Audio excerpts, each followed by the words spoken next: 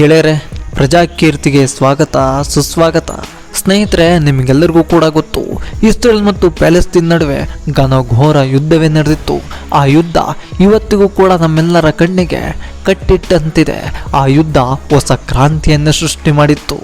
ಆ ಯುದ್ಧದಲ್ಲಿ ಎಷ್ಟೋ ಜನ ಸಾವನ್ನಪ್ಪಿದ್ರು, ಎಷ್ಟೋ ಜನ ನಿರಾಶ್ರಿತರಾದರು, ಎಷ್ಟೋ ಮಕ್ಕಳು ಬೀದಿ ಪಾಲಾದರು. ಇಸ್ರೇಲ್ ತನ್ನ ಪಾಡಿಗೆ ಹಬ್ಬದ ವಾತಾವರಣಕ್ಕೆ ತಿರುಗಿದ್ರೆ, ಪ್ಯಾಲೆಸ್ತೀನ್ ಆ ಕ್ಷಣವನ್ನೇ ಗುರಿಯಾಗಿರಿಸಿಕೊಂಡು ಯುದ್ಧಕ್ಕೆ ಸಜ್ಜಾಗಿ ನಿಂತಿತ್ತು. ಆದರೆ ಅಲ್ಲಿ ಸಾವನ್ನಪ್ಪಿದ್ದು ಅಮಾಯಕರು. ಈ ಘಟನೆ ದೊಡ್ಡ ಕ್ರಾಂತಿಯನ್ನೇ ಉಂಟು ಮಾಡಿತ್ತು. ಆದರೆ ಈಗ ಪ್ಯಾಲೆಸ್ತೀನ ಆ ಒಬ್ಬ ವ್ಯಕ್ತಿ ಸಾವು ಕೂಡ ಆಗಿದ್ದಾನೆ. ಹಮಾಸ್ ಹಿರಿಯ ನಾಯಕ ಮತ್ತು ರಾಜಕೀಯ ವಿಭಾಗದ ಮುಖ್ಯಸ್ಥ ಇಸ್ಮಾಯಿಲ್ ಹನಿಯಾ ಮತ್ತು ಅವರ ಗಾರ್ಡ್ ಶವಗಳು ಟೆಹರಾನ್ನಲ್ಲಿ ಪತ್ತೆಯಾಗಿದೆ. ಹನಿಯಾ ವಿಡಿಯೋ ಕೂಡ ಬಹಿರಂಗವಾಗಿದ್ದು, ಈ ವಿಡಿಯೋದಿಂದ ಅವರ ಇರುವಿಕೆಯ ಸುಳಿವು ಸಿಕ್ಕಿದೆ ಎಂದು ಹೇಳಲಾಗಿದೆ. ಹಮಾಸ್ ಹಿರಿಯ ನಾಯಕ ಮತ್ತು ರಾಜಕೀಯ ವಿಭಾಗದ ಮುಖ್ಯಸ್ಥ ಇಸ್ಮಾಯಿಲ್ ಹನಿಯಾ ಮತ್ತು ಅವರ ಗಾರ್ಡ್ ಶವಗಳು ಟೆಹರಾನ್ನಲ್ಲಿ ಪತ್ತೆಯಾಗಿದೆ. ಇಸ್ರೇಲ್ ದಾಳಿಯಲ್ಲಿ ಸಂಘಟನೆಯ ಪೊಲಿಟಿಕಲ್ ಬ್ಯೂರೋ ಮುಖ್ಯಸ್ಥ ಮತ್ತು ಪ್ಯಾಲೆಸ್ತೀನ್ ಅಧಿಕಾರಿಯೊಬ್ಬರು ಮೃತಪಟ್ಟಿದ್ದಾರೆ. ಪ್ರಸ್ತುತ ಈ ದಾಳಿಯ ಹೊಣೆಯನ್ನ ಯಾರೂ ಕೂಡ ವಹಿಸಿಕೊಂಡಿಲ್ಲ.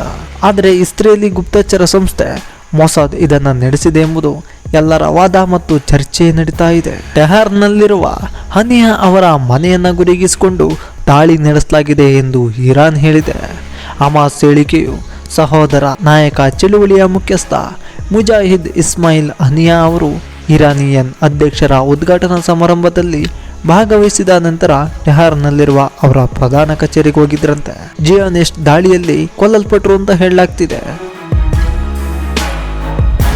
ಅಕ್ಟೋಬರ್ 7ರಂದು ಇಸ್ರೇಲ್ ಮೇಲೆ ಹಮಾಸ್ನ ಭೀಕರ ದಾಳಿಯ ನಂತರ ಹನಿಯಾ ಸೇರಿದಂತೆ ಈ ಸಂಘಟನೆಯ ಎಲ್ಲಾ ದೊಡ್ಡ ನಾಯಕರು ಮೊಸಾದ್ ಗುರಿಯಲ್ಲಿದ್ದರು.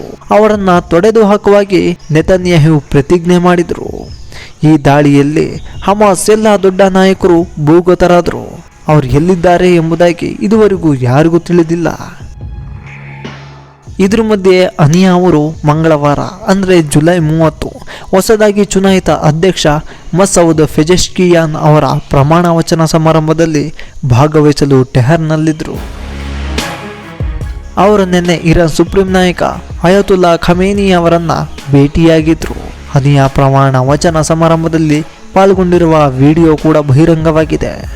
ಈ ವಿಡಿಯೋದಿಂದ ಇಸ್ರೇಲ್ ಗುಪ್ತಚರ ಸಂಸ್ಥೆ ಮೊಸಾದ್ಗೆ ಅವರ ಇರುವಿಕೆ ಸುಳಿವು ಸಿಕ್ಕಿದೆ ಎಂದು ಹೇಳಲಾಗ್ತಿದೆ.